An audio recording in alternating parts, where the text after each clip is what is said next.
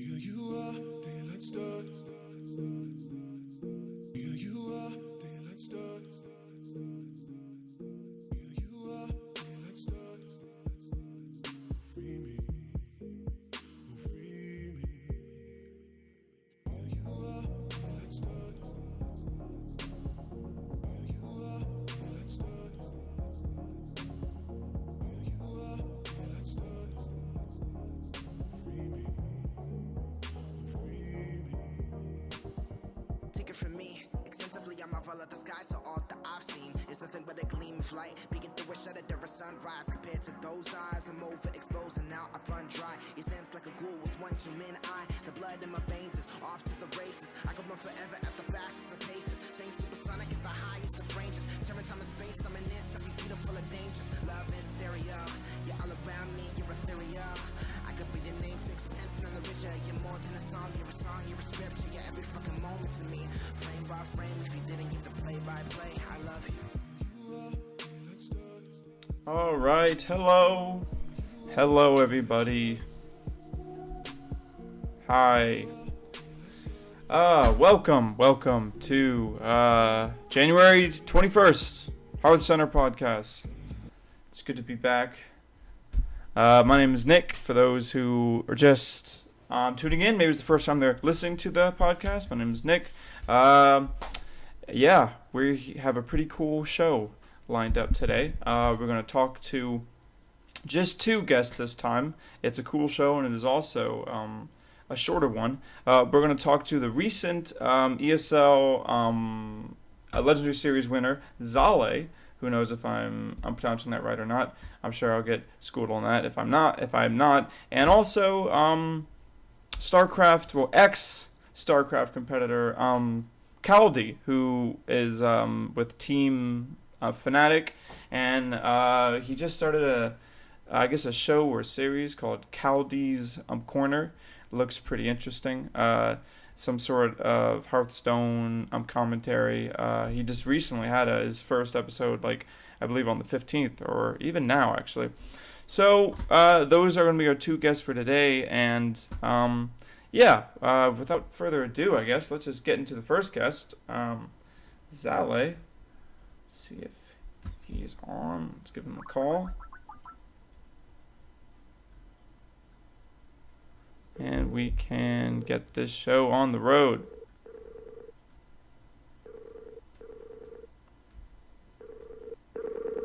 Calling now.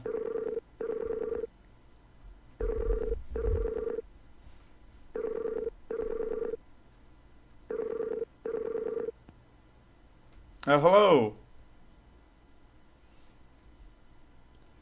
Hello. Oh. I don't think I can quite hear you. Is your mic muted, or is this me?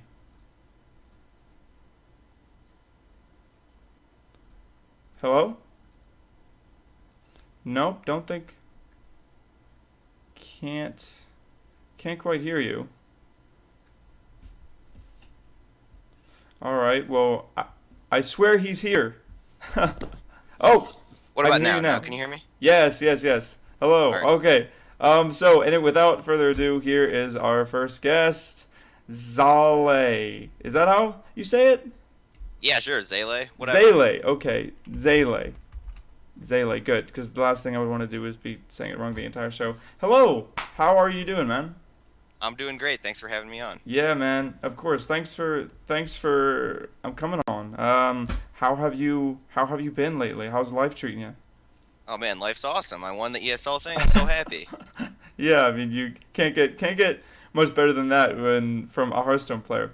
But I guess to give our listeners some background, you weren't just originally like a Hearthstone player. Like you've played all sorts of. I guess you've competed in all sorts of things before Hearthstone, right? Yeah, I've been playing Magic professionally the past 3 years, and I just kind of abandoned that to try and make this Hearthstone thing work. I was really nervous. Like, can I succeed as a professional Hearthstone player? So this one was huge for me. Mm-hmm. Yeah. Obviously, a lot of our listeners and even a lot of our guests, we're all very familiar with Magic. A lot of people come from a Magic background, and that switch it almost seems inevitable at this point. How much I guess, do you prefer Hearthstone now? I mean, do you just enjoy the game? Is it more fun? You know, like, do you think that's why all of people those are things. switching? I Yeah. like it better. I mean, the trigger that made me switch was the change to the Magic Online client this summer. Oh yeah. That decreased my desire to play Magic. It was just like the perfect storm. Somehow, the Magic Online UI got worse, and then Yeah. you compare that to Hearthstone, which is an extremely polished game. It's like, Yeah, hard. Hearthstone's just looking better and better. yeah, Gotta do it. yeah. So, so when, I guess, did you start playing Hearthstone? I mean, was it really just 3 months ago? Well, I'd been in the game since beta, but I Mm. played like one game a day, or often not a game for months. Yeah. So So, I started playing a lot just a few months ago. what It did was like this that fall. what did that look like? I guess, like, what does it look like for you to make the transition to now? This is my main game. Well, the main change is I stopped playing Magic tournaments online every day, and then started playing way more Hearthstone with that time. So, And so, like, my income went from something to nothing. yeah. Oh, yeah. So, as a competitor, that was really your main source then on Magic Online. Yeah, winning is what I did for income, and all Wow. of a sudden that wasn't coming in. So gotta Yeah. win at Hearthstone. Gotta win. Wow. I can't imagine a better like motivator to say I Yeah, it really need works. to win this. All right then. So Yeah. if that was your like motivation, I mean, how does one start just fresh? I guess the first thing you do is climb ladder, right? Yeah, man, just play lots of Hearthstone. Talk to people and play Hearthstone, and then play more Mm-hmm. Hearthstone and think about Hearthstone. It's more about thinking than anything else. Like the 3 week period that I was playing on the ESL Legendary Series, I was sick that whole time. I'm only just now starting to feel good again, Really? and I wasn't playing much Hearthstone, but I was spending the whole time thinking about Hearthstone anyways. I was always watching streams and thinking about stuff. Mm-hmm. I was trying to figure out the right move. Yeah, so it was kind of in the forefront of your mind, is what you're saying. Yeah. So, what type, I guess, of streams did you watch? Like, what were some of the mainstays? Well, I mean, I watch everything. I like Firebat's stream. That's pretty cool. You could check out my Zenith teammates' streams, Asian Islander, Ant, Eversiction, and Georgia. They all run pretty cool streams. Yeah, first of Do a lot all, of talking about their lines of play, stuff like that. yeah, I would definitely suggest you watch the same streams this guy is watching because obviously, you know, he's doing something right.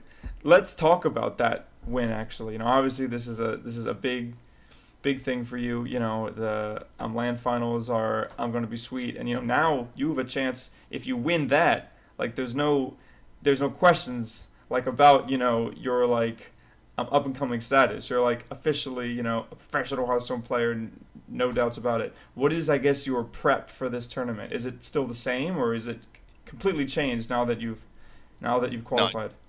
It definitely changes. It's gonna have to step up a level. There's gonna be less just trying stuff out on ladder and more trying stuff out against professional level players. Mm-hmm. And do you Practicing have with a partner. and I guess do you have any partners or any I guess teammates you have in mind or any specific decks you want to really try to fine tune? Well, yeah, I have my teammates, and there are a couple other guys I might work with. And as for decks, that's sort of a last minute decision. You kind of got to prepare everything and go with what seems right at the time. Now, last minute decision. Just to clarify, I know that's not for lack of planning. It's not like you're like procrastinating planning for it. Last minute is more to, I guess to try to get a seal on the meta as much as you can. The meta is always changing, man. Got to stay ahead of it. Speaking of the meta, then, where do you think it is right now? I mean, how? Obviously, a lot of people know you for the combo Warlock, which is a really cool innovation that it's been there, but people never really thought to say, what if we just run handlock without the giants and it's more of a control combo thing? It's kind of like inevitable. Do you think that is Right. just a meta call that makes that deck so successful, or? Part of it is a meta call. The deck got a lot worse since I played it in the ESL. It was like Really? really good in the week before, and then everyone sees it, and the meta's changing, and now it's like pretty not great, I think. Yeah. One thing that's good about the deck is that it dodged BGHs. Yeah. One, like, the way the meta has evolved this season is like, first, everyone realizes Dr. Boom is really good. They put it in every deck. Then BGH gets really good. That goes in every deck. And then there's a question of, how do I have a strong late game that's not vulnerable to BGH? Which is, like Handlock and Control Warrior are two of the standard strong late game decks, but they get wrecked by BGH. So you got to find other ways. And it's, my combo lock avoids BGH. But there's also stuff like you can play Control Warrior without too many BGH targets, but cards like Kel'Thuzad and the Ramp Druid, or Taunt Druid, whatever you want to call it, Yeah. those are ways to avoid that. So, do you think it's also gotten worse, I guess, because of its like combo nature? People like know what they're playing against, and they can. Yeah, absolutely. Absolutely. When I first was playing it, it's like everybody just thinks, oh, I'm playing against Handlock, and then I 24 them, and they're like, oh, that wasn't good. Oh, okay, yeah, and then like by that time it's already too late. What do you think? I guess your strengths as a Hearthstone player are, because there's some obvious examples like Firebat. Everyone knows like that's a stats guy, and then Kalento, that guy figures out the move so fast. And most players would have to take this time, and he just gets it. What do you think you bring to the table? Well, I'm not so fast. I would say I'm very much on the slower end of things. I have a chess background as well. I don't know. I'm able to figure things out. I take my time. I figure things out. I try and minimize stupid mistakes by taking my time. Stuff like that. I'm not sure. I try and play solid. That's all I could say. And that would make sense, especially coming from a chess background and a Magic background. You don't, you can take all the time in the world on your plays. There's not a sense of the rush to, make a silly mistake and then end up, oh man, that one damage I missed, that's lost me the game. And, once you make that mistake, you try not to never make it again. Right. Has there ever been a mistake, though, like in a competitive match, one that just keeps you up at night, one that's like, oh my god, I can't believe I made that mistake? Well, there's one from my chess playing days when I was, I don't know, maybe 15 or something. Okay. And the mistake was not eating. It was not preparing for the tournament properly. Like these rounds can go 5 hours sometimes. Yeah. So if you don't eat immediately before or during the round, sometimes you get hungry, and then you just make the worst mistakes imaginable. Like your brain just goes right in the dumpster. You can't think, and you do horrible things, and that happened to me, and I never want to do that again. Yeah. Always prepare. Yeah. Got to keep yourself fed. There's very much a practical element to, it's also physical. You're going to be there for a long time, staring at your opponent, mind gaming him. It's stressful. With all that stress, one of the things I wanted to talk to you about is the movement from, I guess, playing ladder, playing by yourself, and even, I guess, now that I know a little bit more about your background, playing these online Magic tournaments. Upcoming, it's going to be a lot of like televised events, or I guess like streamed events. It's going to be a lot of camera. It's going to be a lot of people looking at you, and like that's got to add to the stress, right? That's got to add to the pressure. Yeah, absolutely. So it's funny. I'm flying out to California next month for a tournament. I did that last year at about the same time for a Magic tournament, and that was my first experience with the high pressure situations that you're talking about. And I think it got to me. I think I played like some of the worst Magic I had played in like a long time. Really? Yeah, I won half my matches, and it was a very disappointing result. It's not what I wanted. So Yeah. I don't know. I guess all you can do is practice, and try your best. Yeah, and I guess if it's the nerves, I mean, maybe be on camera more. I don't know, maybe stream more. Do you stream now?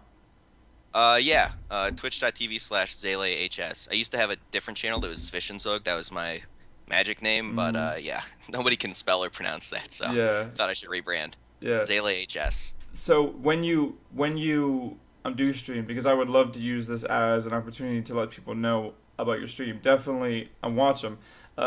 What type of streams are you gonna have? Are these gonna be slow by slow, educational streams, or is this hardcore 8 hours laddering? Like, what should we expect? It's more of a slow educational stream. There isn't a set time. I'll probably stream after this is done. Cool, man. Man, always on it. Yeah, because you have to now be thinking Hearthstone constantly, right? Yeah, and the stream is basically me talking through my plays. If you want to say something in the chat, I love to talk to people. If you have a question, I'm always there to answer. So you stream Hearthstone. You just recently won ESL qualifier. You say you're going to a tournament next month. What do you do outside of Hearthstone? Like, what does a day look like conceivably when you're not playing Hearthstone? Well, sometimes I eat or sleep, but mostly it's just Hearthstone. Yeah. Are you more of? Do you have a tablet too, and do you sometimes play it in bed? Because that's my weakness. Oh no, I haven't checked that out yet. Yeah, it sounds like fun.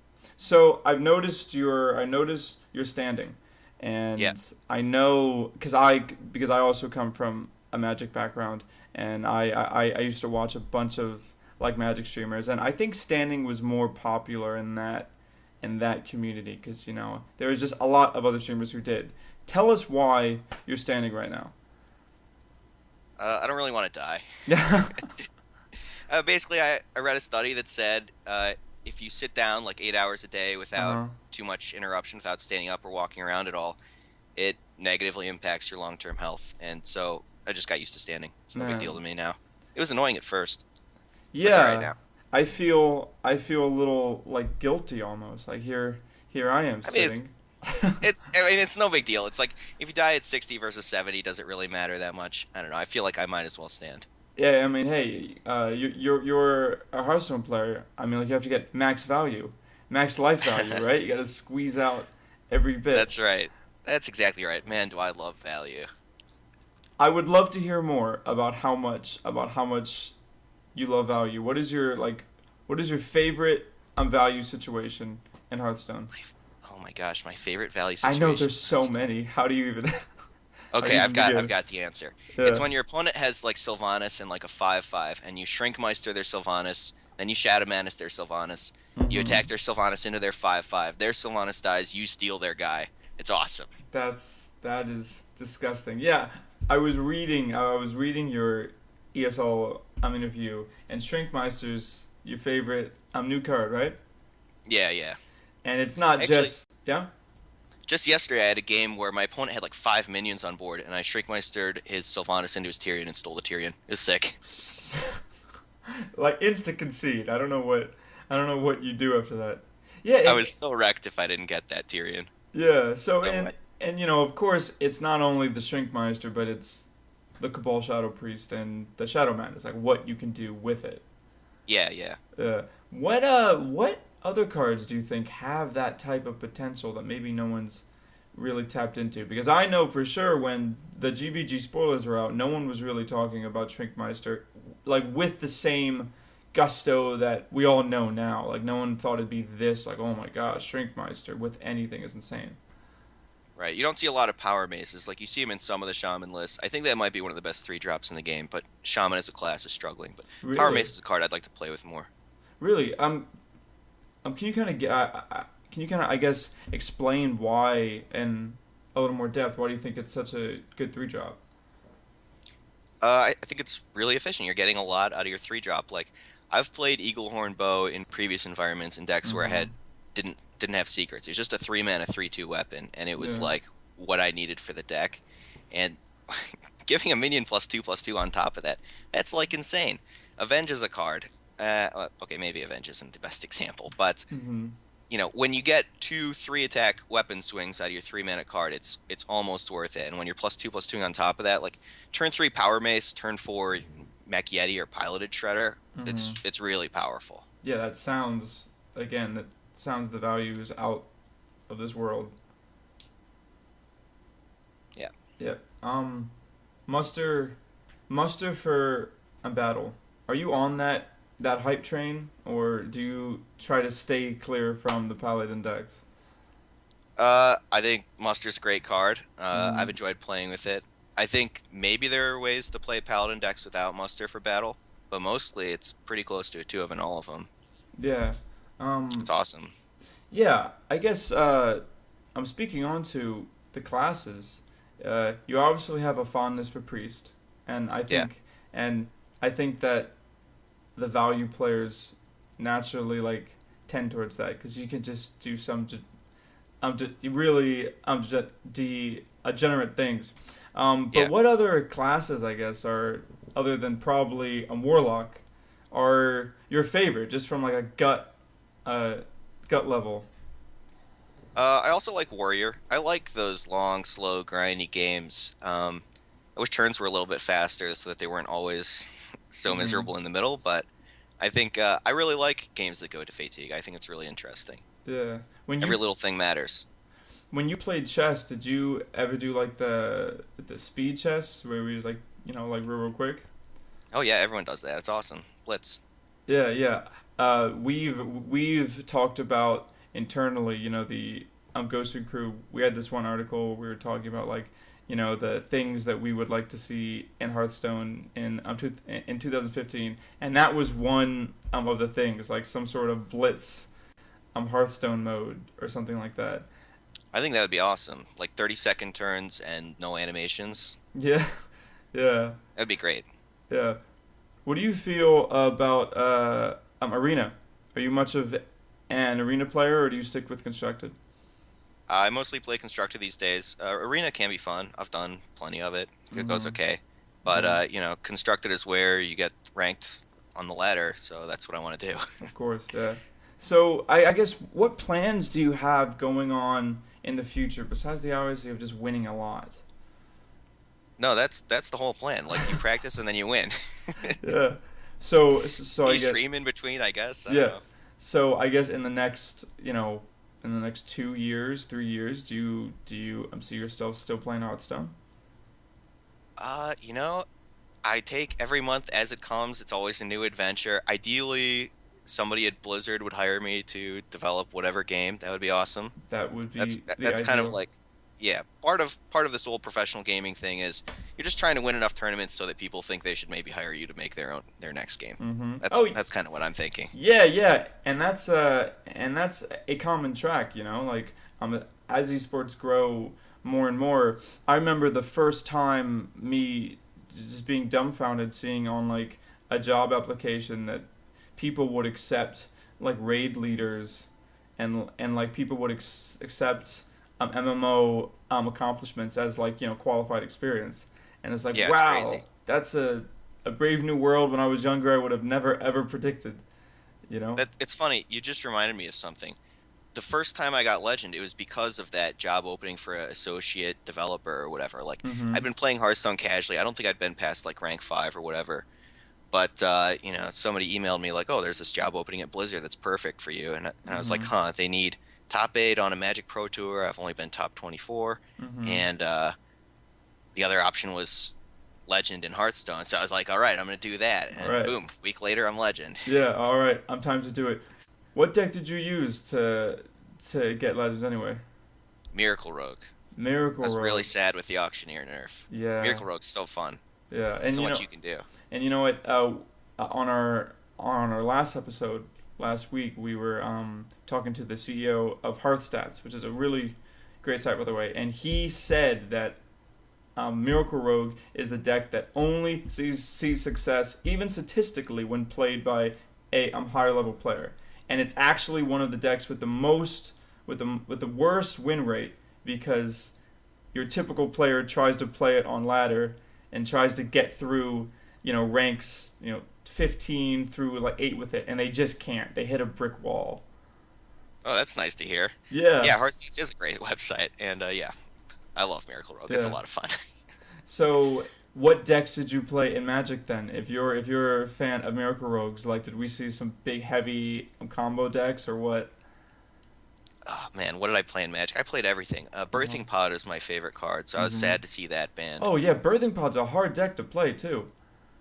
Well, some people say that, some people disagree. I don't know. I think Mm-hmm. all decks are kind of hard to play if you're really thinking about everything. Everything's hard. Yeah. Um, So yeah, I loved Birthing Pod. Let's see, my last tournament I played Scape Shift and I finished ninth on tie breaks. You need top eight, so that was That is like, okay, well, I came so close and yet yeah, I got so, nowhere. so far. Oh my gosh. That's tough. What is your favorite card that's just too bad to play? Like you want to Favorite play it, cards. but it's just bad, so you can never play it.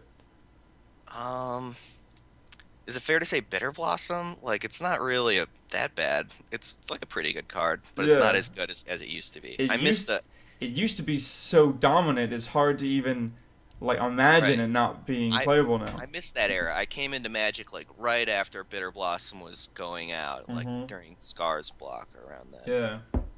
And I'm so sure. I missed out on the fairies dominance, and I really wanted to take part in it. Yeah. Looked like I'm awesome.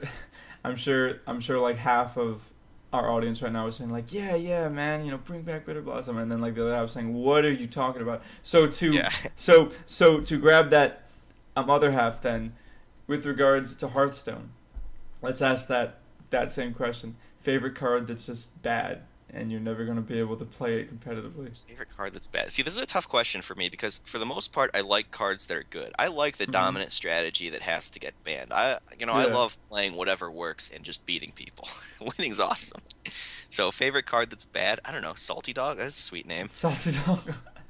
The mine would have to see. I don't know. It's either One Eye Cheat or Faux Reaper. I wish Faux Okay. Reaper was better. I'm glad it's bad. Yeah. Yeah. Well, yeah, it's true. If it was good, it would be okay. It'd be pretty awful to play against. Yeah, that thing's high impact. Yeah. All right. Well, Godzilla is another card like Faux Reaper. It's like big and dumb, and it can win you the game, but mostly it's big and dumb. yeah. Mostly it's big and dumb. You know what? Warrior would love to have Godzilla. I feel like if Godzilla was just a warrior class card, it'd be a completely different situation. You think so? I don't know. Yeah, maybe you're right. Maybe you're right. Yeah, That's an interesting thought. because you have, well, for one, you have the charge mechanics. You could possibly give it charge with the card of the same name, right? Mm. Um, and Yeah, you could, how much is Godzilla? Is it seven? So you can't charge unless with inner rage you could do it. yeah, you If you could go like interrage, yeah, so you go Godzilla, charge, inner rage, and boom, then and then, gotcha. and then if you have like a death bites, that like you could Yeah, proc yeah, something. that might just be very OP actually. Yeah, extremely OP. Anyways, dude, just to finish off, it's been fun. I'm talking to you. Do you have any shout outs or any last things you want to comment on or say? Yeah, just shout out to Team Zenith, my teammates, Mm-hmm. uh, Ant, Eversection, just saying, or Georgia, and well, I covered them all earlier. Now I'm blanking. All right. Well, hey man, I wish you the best of luck. Good luck in California. Congrats on the ESL qualifier. It All should right, be, thanks so yeah, much. should be a cool opportunity for you, and I'm sure we'll hear more from you. Anyways, yeah, again, thanks for being on the show, man. Thanks for having me. It was a lot of fun. Yeah, thanks a lot. See ya. See ya.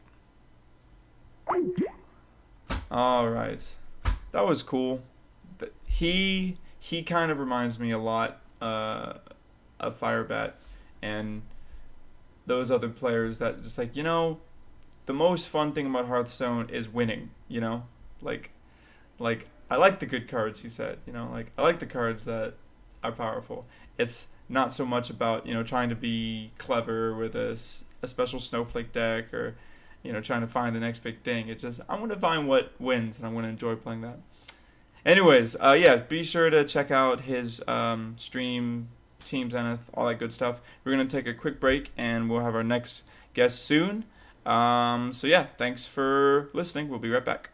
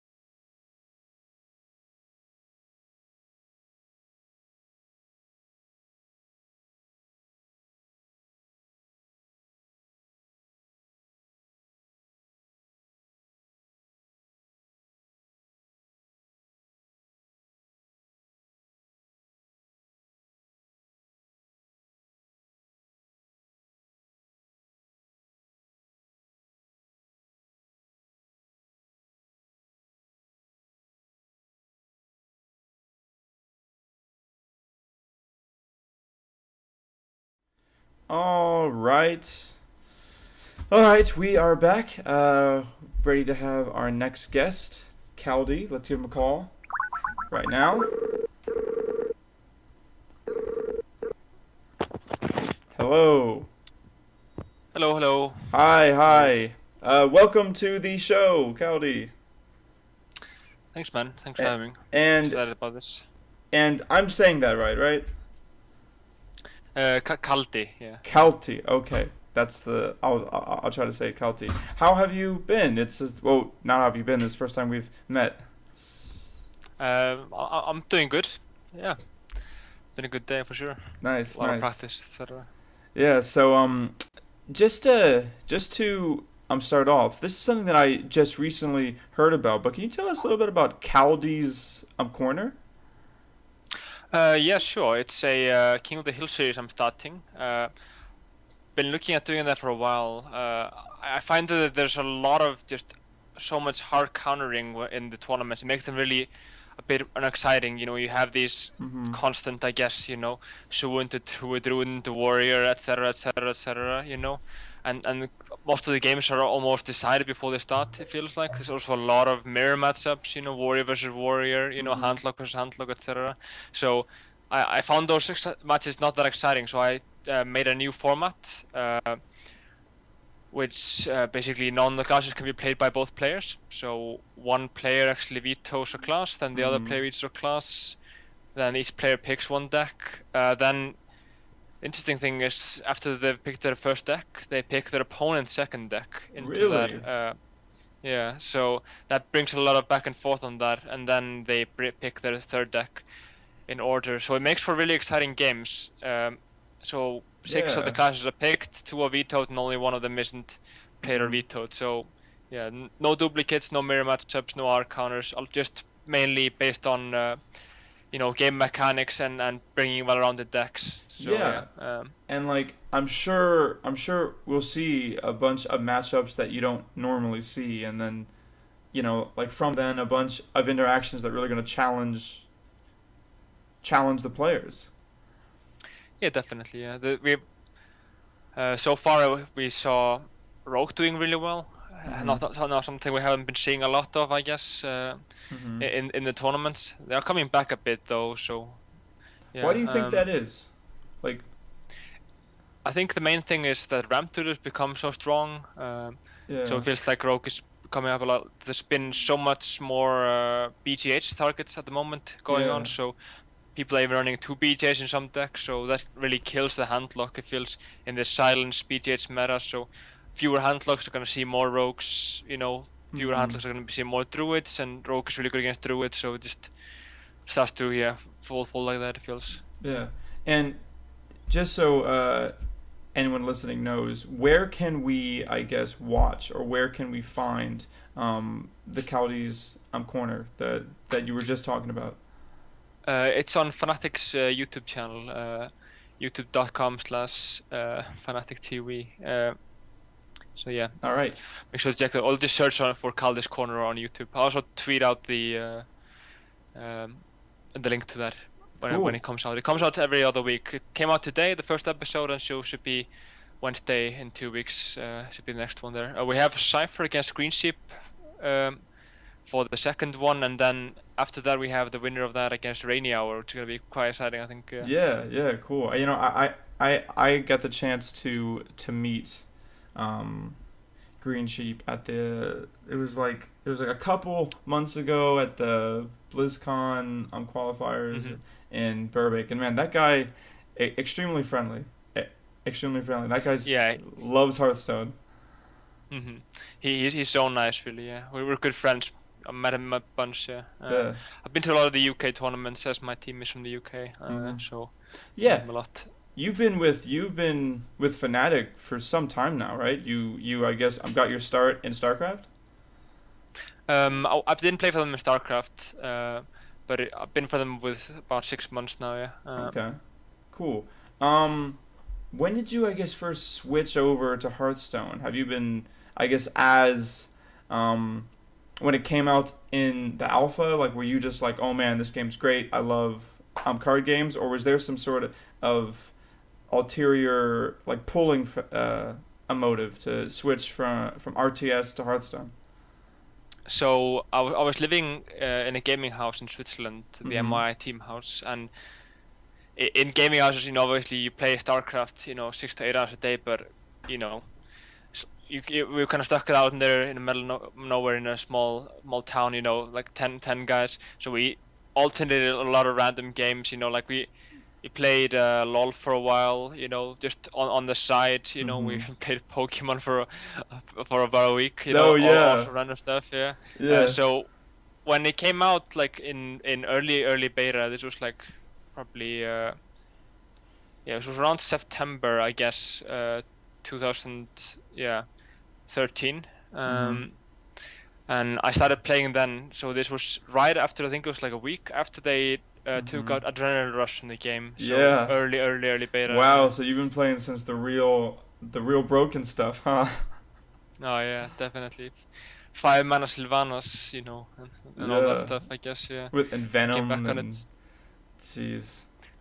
But yeah, I kind of kept with StarCraft for about 3 or 4 months. Then went home for Christmas from the gaming house, and I started to do really well in Hearthstone, so I decided to try that out. And they had these huge mana grind tournaments, which were basically the only community tournaments at the time, 300-person tournaments, and the mana grind Swiss. And I was able to win that twice in a row, that huge open one. Yeah. I was the first person to do that, so I just decided to try out Hearthstone. The problem is with StarCraft at that point that there were a lot of Koreans coming over, and it was really rough. There were maybe 10 non-Koreans that could do anything in Europe, and I wasn't up to the task for being top 10. No way. No, yeah, it's true. The competition in StarCraft 2 is just, unlike you said, the Koreans are on a like another level, and now that I guess esports have become more international, it's very, very hard to carve yourself a path when you're competing with the rest of the world. I think kind of to consider, like I was in chess before, and it's been very. Oh really? And a lot of slower stuff as well. So I mean, for me, it was more natural a bit being Hearthstone. I guess there's more planning that goes into it, Yeah. And StarCraft less mechanics, so that kind of suited me better, I felt. Overall. Yeah, our past guest, Zalae, he was just on, and he also plays chess. That's pretty interesting you guys would both be drawn. Okay, now we need you guys to play chess on the podcast, like money match, big hype thing, Hearthstone chess tournament. Probably not gonna happen. But all right. So is this? I guess from what I'm hearing, this is kind of your first foray into a card game, competitively. Yeah, definitely. I hadn't played at all. No card games at all. Yeah. My friends have been playing Magic, and they've been forcing me to try out Magic, which it's quite fun, but it's a little bit expensive. Yeah. For what yes. It's worth. Yeah. It's very hard to get into that now. All right. So either all in or not, yeah. It feels like either you're spending ridiculous amounts and buying all the new sets and etc. But yeah. What was the first legendary that you crafted then? The first one I crafted, I think that was Scenarios, I believe. But I remember the first one I got from a pack, and that was Antonidas, which was not playable at that point because Pyroblast was 8 mana, so you just played 2 Pyroblast instead. But the second one I got from a pack was also Antonidas, so that was really fun, I guess. Yeah. Me, the first legendary I ever got was I always forget his name because no one even plays him now. He used to be one of the best cards in the game. The 3/3 turns someone into a sheep or Tinkmaster. Yes. Tinkmaster. He was my first legendary. I opened him and I was so happy about it. I was like, man, this is great. And then they nerfed him into Oblivion. Oh well. Man, I'd say that's probably that card and Illidan are the cards that I would like to see back in like the legendary rotation, They were actually played, like not Illidan, but Tinkmaster actually played a bit this season. The thing was, you got the implosion off, so you had a bunch of 1/1 tokens, and I mean, on average you're getting a 3/3. because it's a 1-1 and a 5-5, so on average that's a 3-3. So people were actually playing that, and there was a small point in time where there was a miracle.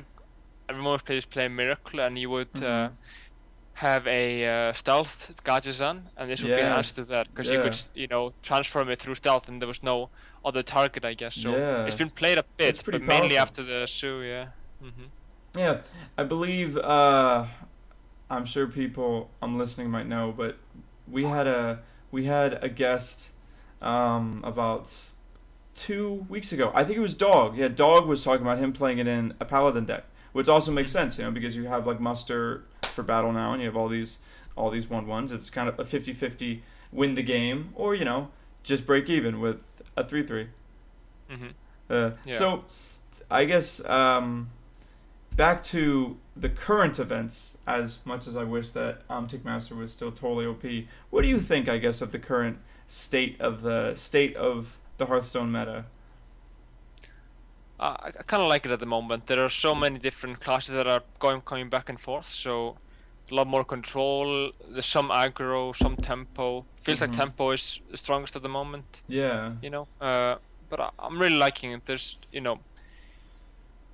before in Naxxramas you had the Mage, which was almost a dead class, and you had the Paladin, which was a dead class, and then you had, Rogue and Warlock just way ahead. But it feels now even that out of the 9 classes, there's not really one that's dead, or not one that's really overpowered. I mean, even Warlock is not the strongest one at the moment, it feels like. And it's interesting that you say that, because I, for one, when the Goblins versus Gnomes, spoilers were all like available, I didn't expect such a seemingly not random set, but almost like a chaotic set with all sorts of things going on. I didn't expect it to bring so much almost cohesion and balance. Was this something that you called right off the bat, or were there some cards that really surprised you? I thought the Rogue could be a bit weaker, definitely looking at things. I thought the Shaman would be a little bit stronger. It looked really good initially. Feels like it's probably the weakest class at the moment, I have to say. But it's mostly just with how the meta is at the moment. Maybe it will come back more, because it feels like it's a lot of... there's so much AoE and removal at the moment, and Shaman really doesn't do well against that, it feels so. Yeah. What do you think about AoE in general? Because I know that there's been, if you check out Reddit for the past couple weeks, there's been all sorts of threads about, aggressive decks, and Hunter has probably reached a new time level of hatred. The whole talk about removal and how it's inherently not as powerful as threats, and we don't have, I guess, for example, a Wrath of God effect, which that's a magic thing. But do you think that removal should be buffed, or do you think that some of the early threats should be nerfed, or do you think this is a nice even balance between aggressive decks having the face roll that can sometimes happen? I think there's essentially 2 cards that need to be fixed at the moment, and one of them is Savannah Highmane, and the second one would be Undertaker. But Savannah Highmane, for example, there is no answer to that except Hex and Polymorph. If you don't have Hex or Polymorph, you're just gonna, be in real trouble, it feels like. Yeah. So you have so many games where the Hunter gets behind, it's not playing as well, and he just plays the Savannah Highmane, gets like a 3-for-1, or a huge tempo swing. So that feels really, I mean, if you compare it even to the Sky Golem, it's just clearly a stronger card. Yeah. So I think that'll be one of them, but the second one will be Undertaker, which can, it's always going to get at least, 2-3, and maybe even forcing out an Earthshock or something coined out. So it's always that good, I feel. Yeah. And how would you nerf Undertaker? I know now the most popular response is make it a 2-1. Just make it a 2-1, and that changes everything. Like, does that mesh with you, or do you think there needs to be more? I think that would be okay. Yeah. Maybe a 1-1 even. Yeah, because 2-1 seems a bit. Yeah, because it is a 1-mana card. I often forget that Undertaker costs 1 mana, because you often see him in turn 4 or 5 just dominating. So the thing is that it's become the strength of a Flame Imp or a Zombie Chow, at least on par with those, and those have huge drawbacks, both of them. So, and there's no drawback with Undertaker, so it feels like it just would need a drawback or a nerf. You really don't see, Undertaker being weaker than the Zombie Chow, but yeah, that's essentially it. So removal then is fine. Like, you didn't mention any changes to, I guess, the removal selection that we have.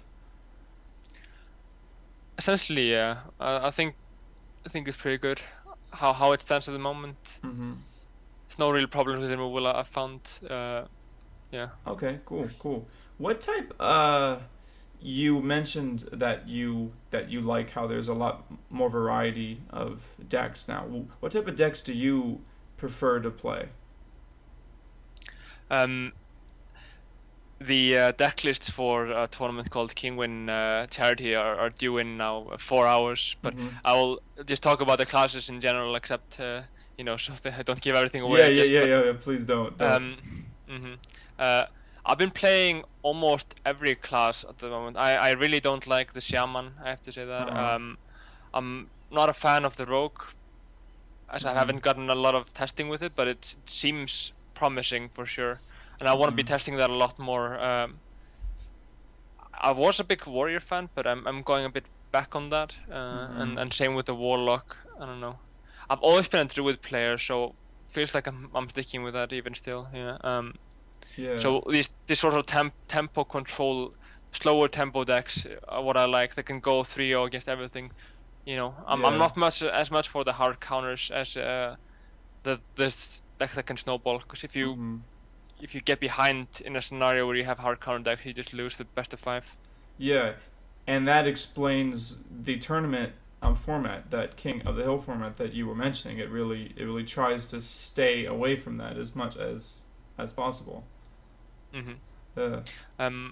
I played a tournament called Deck Wars last week, and had a Hunter deck that was posted on Liquid Hearth, and it seems to be really strong at the moment. I feel like Hunter at the moment, if you can veto a deck, the best counter deck to it, then they maybe have one maybe a soft counter, 60% favored against the Hunter, and it feels like if you can win that matchup, that's one that you're slightly unfavored, and you can go take the whole series down. And I really like those type of scenarios. I think Druid can do that. Maybe the Mech Mage seems to be able to do that. The Freeze Mage seems to be able to do that. Possibly the Warrior even. So yeah, those are the decks I really like. And that's exactly what you did with that Hunter deck. You went like 4-0, right? Yeah, exactly. Yeah, I vetoed the Warrior and was able to beat the. What was it? It was the Druid, I believe. Yeah, that was the counter to that. Yeah. Yeah, I guess now that we're talking about Hunter again, it really makes me realize that Savannah Highmane really is insane. If you compare that with what's that other rare beast? It's the lion. That's the King of Beasts. No. Yeah. King of Beasts is just awful compared. It's like not even close, not even remotely close to Savannah Highmane. It's like they're like supposed to be, or it looks like theme wise they're supposed to be equals but different. Not even close. Yeah, I think the tension that is 5 mana versus 6 mana, so there's a little bit of tension in that, but it's way stronger. But if you have to compare them as well to the Pile of the Sky Golem, and it's just clearly better than the Pile of the Sky Golem. There's no random element, and there's also higher stats. Yeah. If you can compare 2/2s to a random 4-drop. Yeah. I think 2/2s are stronger than a random 4-drop, and I also think that 6/5 is 6/5 is obviously stronger than a 5/5. And the thing is also that you have the beast element, which is huge in Hunter. Yeah. So what type of plans, I guess, do you have in the future? Like, what would you like to be doing with Hearthstone, or just in general, like a year from now? I've been in university now for a while, about halfway done, but decided after Christmas essentially to take at least a 1-term break to focus on Hearthstone, because I feel like it's now or never really. It's too big to pass up. So I'm playing full time now, so hoping to do a lot better than I've been doing in the last few months. Yeah. I feel like I was playing really well this summer. at the end of the summer. I was winning a lot of tournaments back then, but Mm-hmm. I've been getting a lot of round of 8s, round of 16s, and I feel like I want to go a lot further. I mean, my goals at the moment are to win a major tournament in the next 4 months. I think that's definitely manageable. Yeah. Looking at maybe two or three this year, and looking to get to the EU qualifier for BlizzCon Oh yeah. And in Stockholm. what do you think, I guess, are some of the reasons, I guess, that you haven't been performing as well as you did do that one summer? Is it just time, or is it just your schooling, or what? It's mostly the 40-hour class schedule that I've been going on, and the stress and distraction that evolves with that. Yeah. So what are you studying? Anything? I'm just curious. It's called how do I say it in English? I guess it's always in Icelandic. Business administration, I think, is the word. Yeah. Okay, cool. That sounds a lot over my head. I'm glad I'm not the one. Essentially management, yeah. Like so yeah. Yeah. Bookkeeping, economics, all that. Yeah.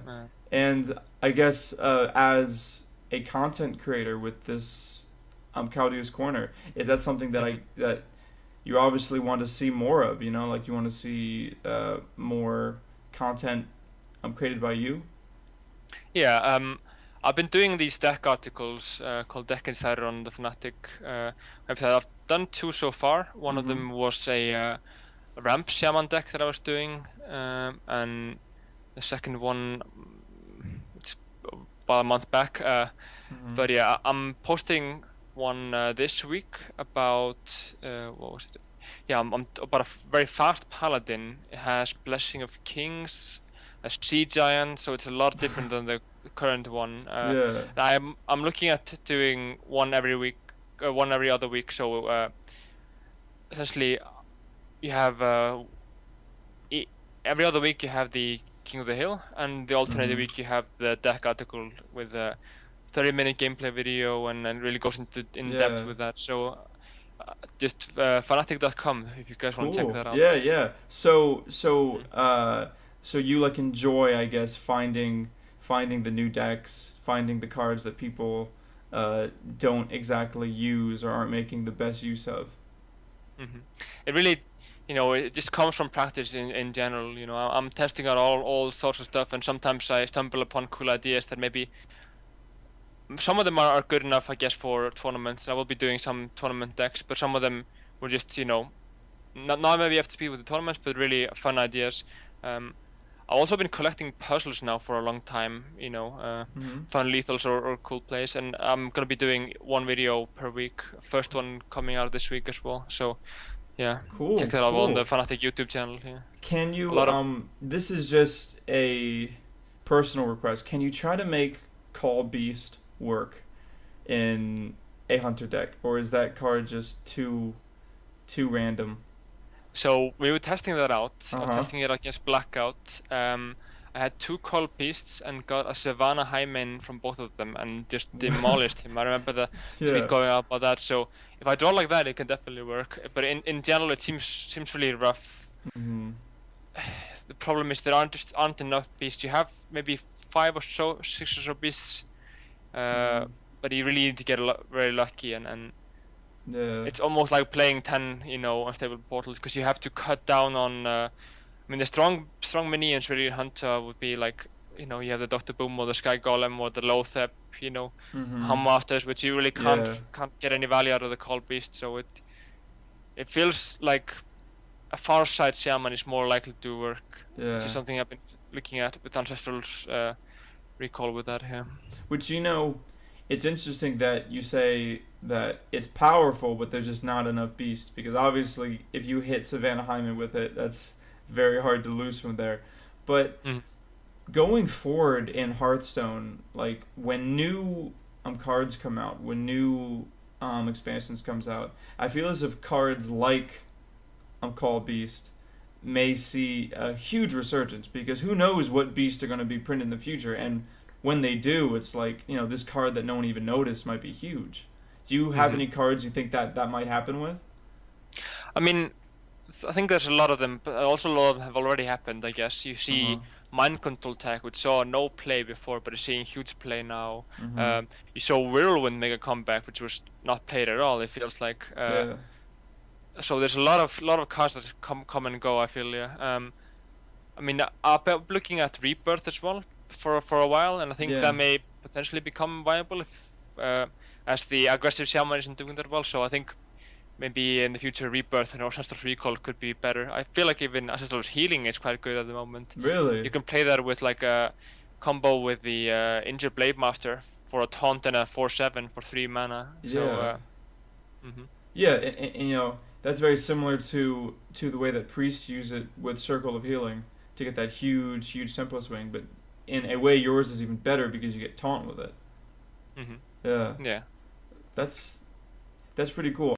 I'll have to try that because Shaman's one of my favorite classes, but I feel as if I know more about Hearthstone than I'm good at Hearthstone. Like I wish I was better, but I'm not very, man.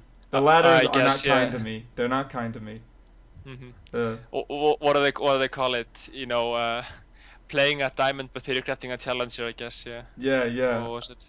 Yeah, I'm definitely more of the theorycrafter skill. Do you play any other games besides Hearthstone now? Like just even for fun? I do dabble a bit in StarCraft now and again, but I don't have the old keyboard with me, so I'm a bit worse than I was before. I switched from cherry brown to cherry black switches. So, but I've been playing Heroes a bit. Heroes of Storm, that's quite fun. I found. Yeah. Honestly, me too. I've been playing that game. Like, it's Hearthstone and Heroes, and man, Heroes is so fun. Who's your favorite hero to play? I'm really an asshole, I guess. I'm playing Nova a lot. Nova's been nerfed significantly every patch. Are you like, when are you going to stop playing her? Like, which?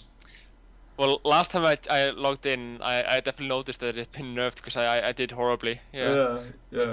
Maybe I'll switch up soon, I guess. Yeah, maybe to Fall Star or whatever. But it just feels like the Stutter Step micro is a bit similar to what was going on before. Yeah. You know, they changed Rainer's attack animation, so it's now like a Marine.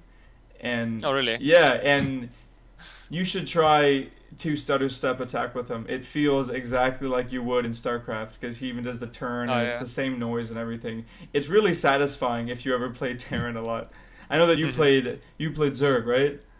Yeah, so it's a Rots one, I guess. Yeah. So maybe you shouldn't play Terran. So maybe you shouldn't play Raider. I mean, the Marine versus Rots is kind of similar, I guess. Slightly faster with the Marine, definitely. Stim also messes things up, I guess. So it would be without Stim, I guess. The attack animation.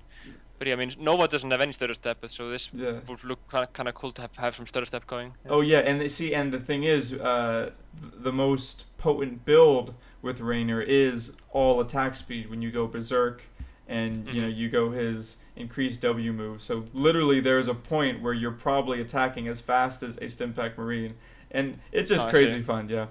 One last question: your name, or I guess your screen name, I'm Kaldi. Where does that come from? Because I have a theory, and I want to see if it's true, but I want you to say it first. Okay. Well, my theory is it's from the StarCraft, a moon. It's from like StarCraft lore. Is that true? No, I remember seeing that in the was it Heart of the Swarm campaign? Yeah, I saw it. Kaldir. Kaldir. Yeah. But no, it's just a coincidence. There are actually 3 stories behind that. I was playing a lot of Heroes of Might and Magic when I was younger, and there's an expansion pack for that with the elemental thing, and so one of the heroes there is called Kalt, K-L-T, which means cold in Icelandic, I guess. Yeah. I see. So I always found that, since it's an English game and it's an Icelandic, I always felt that it was kind of a cool hero name. But when I was making it, I'm basically Kaldi means someone who's cold, not I guess cool, but someone who's physically cold, and I was always known to kind of close the window in school, etc. So I don't know, as it gets quite damn cold in Iceland all the time. Of course. But yeah, so that's I guess the second reason. But the third reason, there's a comic by a guy called Hugleikur that really. He's often on 9gag. He does really a lot of satirical stuff. But he had a superhero called Fnatic Kaldi, which was a guy that basically, kind of the stereotypical FBI type, that showed up in a car, and he was always being called on the scene when there was some weather abnormality, and he like shows up and was this Kaldi, I'm from the weather institution or something. Wow. It's like the organization that does the weather news, I guess. Facing business is in Icelandic, but he would always show up and solve like weather crimes and stuff. Weather crimes. Wow. Always like some cloud that was acting a bit weird, but he was really funny. When you see him roll up in that all serious with the shades on and stuff, and I'm from the weather channel. Don't worry, I'm from the weather channel. I'm gonna solve this. So I was way off. I was not even close. I think the Kaldi was based on the Icelandic word, though. Because it's a very cold moon. That's the whole point in StarCraft. Yeah, kind of an awesome scenario. I remember that the Zerg one. It was frozen Protoss, right, if I remember correctly. Yeah. I was never a campaign guy in StarCraft. I never played any of the campaigns. I love StarCraft just for the multiplayer. So I like bought the game and went straight to like online, started laddering up. I don't know. I found it excellent. I think people are mostly focusing on the multiplayer, but the campaign is so good. And you know what? That's what I've heard. Yeah, that's what I've heard from everyone. But now, and I'm sure a lot of people can sympathize, I have too many games to play. Like, I have far too many games to play, far too little time. So even if I wanted to play the campaign, it's like, then I'd have to not play Hearthstone, or then I'd have to not play Heroes, and the list goes on, But yeah, like I'm very selective myself. I know exactly what you mean. There are just too many games to play, I guess. But I played both campaigns twice over with the sound on and everything. Really immersive. I really enjoyed that. Here's the Storm. Here's the Storm. What am I saying? Heart of the Swarm was slightly better, I found. But now, both excellent. Now, last thing before we leave, do we have the same headphones? It looks like we do.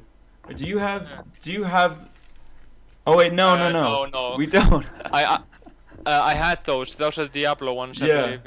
Yeah. And those stopped working. But yeah, this is the lava version, I guess. Both are still sweet though.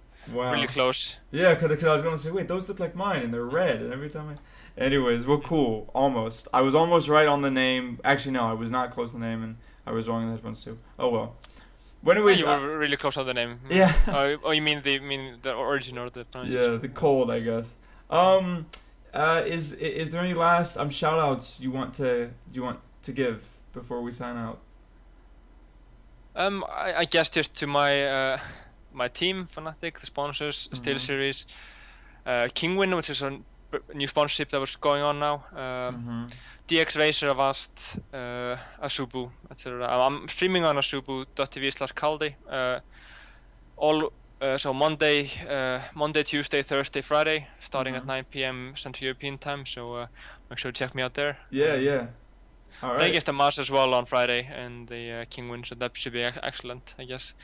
But thanks for having me. I really enjoyed this. Yeah. This was fun. Thanks for being on the show. All right, man. I'll catch you later sometime. No time, yes. Yeah. All right. See ya. All right. What a nice guy. I was wrong on the moon, wrong on the name origin, but oh well. Next time. I promise, next guest, I'm going to correctly identify where they get their name from. And it's going to be spot on. The first thing I'm going to say to him is like, hey, is this where you got your name from? Because it looks like it. And everyone's going to be so impressed. Anyways, thank you so much for listening to the podcast. Be sure to check out Gosugamers.net, as always, for all of your information on Hearthstone. Yeah, thanks for listening to the podcast. My name is Nick Durazio. Yeah, tune in next week, and who knows what guests we'll have, but I'm sure they'll be great. All right.